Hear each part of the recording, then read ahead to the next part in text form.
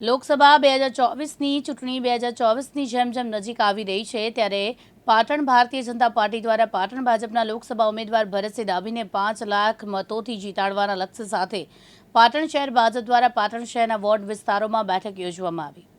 ત્યારે પાટણમાં ચૂંટણીના પ્રચાર અને પ્રસાર લઈને ભાજપના આગેવાનો કાર્યકર્તાઓ દ્વારા વેગવંતો બનાવવામાં આવી રહ્યો છે।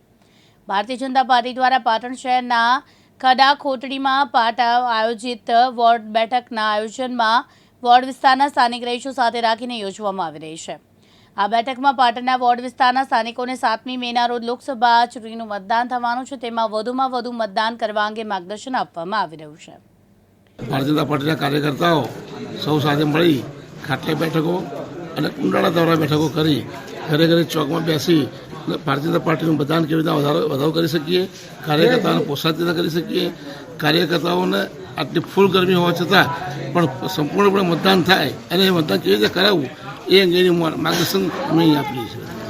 કેવી રીતે કાર્યકર્તાઓને અમે પાર્ટીની યોજનાઓ દ્વારા, પાર્ટી કરેલા કામો દ્વારા દેશ અને દુનિયામાં જે આપણે ભારત સરકારે જે સિદ્ધિઓ મેળવેલી છે એ સિદ્ધિઓ દ્વારા સિદ્ધિઓ લઈ અને યોજનાઓ લઈ અને કાર્યકર્તા ઘર ઘર સુધી પહોંચે અને એ રીતે અમે અમારી કાર્યકર્તાને પ્રોત્સાહિત કરીએ। આજે ગુજરાત સજેશન હતું કે પુષ્કળ ગરમી પડે છે તો આપણે કાકા શું કરવું જોઈએ, એટલે એમને કહેવામાં આવ્યું છે કે આટલી બધી ગરમી હોવા છતાં પણ આપણે 1 વાગ્યા સુધીમાં સૌ કાર્યકર્તા સંપી અને જેટલું વધુ મતદાન કરીશું એટલું જ આપણે ફેવરમાં થશે અને સારું મતદાન થશે।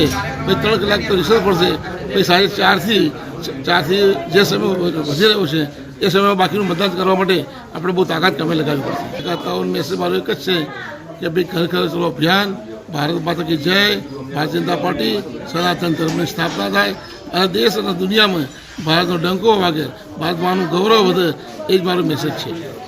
અચ્છા, પાટણની પ્રજા શા માટે ભારતીય ભાજપને વોટ આપે એ બાબતે? પાટણની જનતા બહુ હોશિયાર છે। પાટણની જનતાએ જોયું છે કે આઝાદી પછી 65 વર્ષમાં ગુજરાતમાં, પાટણમાં કે ગુજરાતમાં ક્યાંય કોઈએ કશું જોયું નહોતું। જે દિવસે ગુજરાત સરકાર, ભારતીય જનતા પાર્ટીની સરકાર આવી એ પછી વિકાસનો દોર શરૂ થયો છે।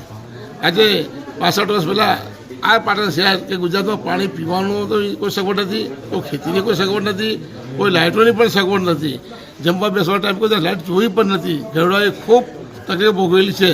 એ સમયમાં જ્યારે ગુજરાતમાં સુકાન ભારતીય જનતા પાર્ટી સંભાળ્યું એ પછી આજે સુખ અને સુખ જ છે અને એ લોકો સૌ લોકો જાણે છે। બસ એ જ મારો મેસેજ છે અને એ પ્રમાણે અમે આગળ વધી રહ્યા છીએ। હાર્દિક સોલંકી સાથે ઉપેશ પંચાલ, દિવ્યાંગ ન્યૂઝ, પાટણ।